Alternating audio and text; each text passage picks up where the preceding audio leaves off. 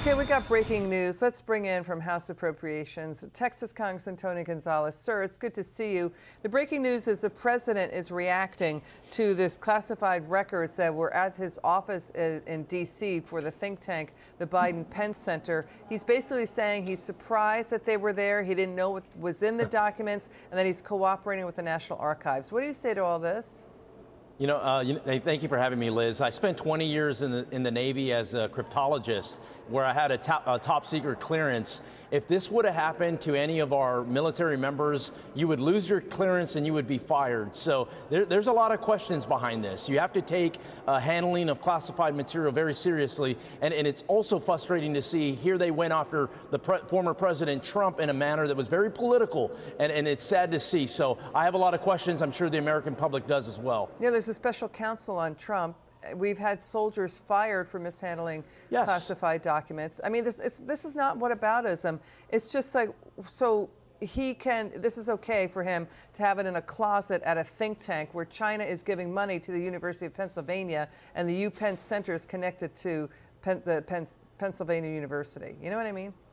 No, exactly right. Here they're attacking the former president in a very political manner. I'd like to know what was in these documents and what was compromised and why was it compromised and what's preventing that from happening now and what else is happening. I mean, there's a lot of questions that surround this. This is an area where national security has to be protected. I don't care who you are. And like you mentioned, if you're a rank and file soldier, sailor, airman, or Marine, you would be fired, lose your clearance and your livelihood. So we have to make sure it stays the same. Congressman, let's get to the president's visit to El Paso. You represent sections of El Paso County in Texas at the border.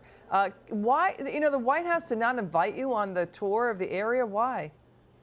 I don't know why. They gave a reason that there wasn't enough space on Air Force One. I didn't ask to go on Air Force One. I didn't want a photo op. I mean, if anything, it's political risk for me to be seen with the other side. I just want to have a policy discussion and get to a way forward. And what's frustrating too is this administration continues to think it's okay. What they're doing is okay. And then, there's all these plans that are getting thrown around here in Congress, out in the administration.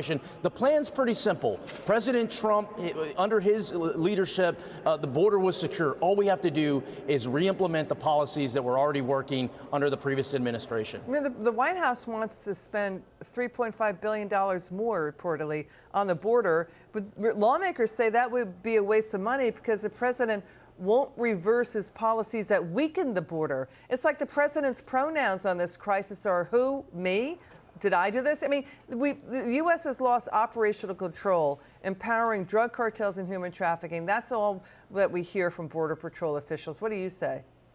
It's very frustrating. It's good politics to say, hey, we're going to defund DHS, Department of Homeland Security, but it's bad policy because we need DHS to do its job and keep America safe. So I say we need to investigate and we need to make sure that the Department of Homeland Security is held responsible. We can't just throw money at it and expect them to do their job. We have to make sure that money is going to the right places. And if there's accounts that it's not going to, well, then those are the accounts that we zero out. It can't be a slush fund, an unlimited slush fund, but we can't just, stop funding them as well. It's a balance. I'd like to see more members of Congress, deep dive into making sure that the department is doing what it's supposed to do. He went to the border city of El Paso in the middle of winter when crossings are at their lowest, and it was a whitewashed, sanitized visit. You think he'll ever go back? Final word. Yes, congratulations on going on a partisan trip. Now it's time to go on a bipartisan trip if you truly want to solve this problem. Congressman Gonzales, thanks for joining us tonight.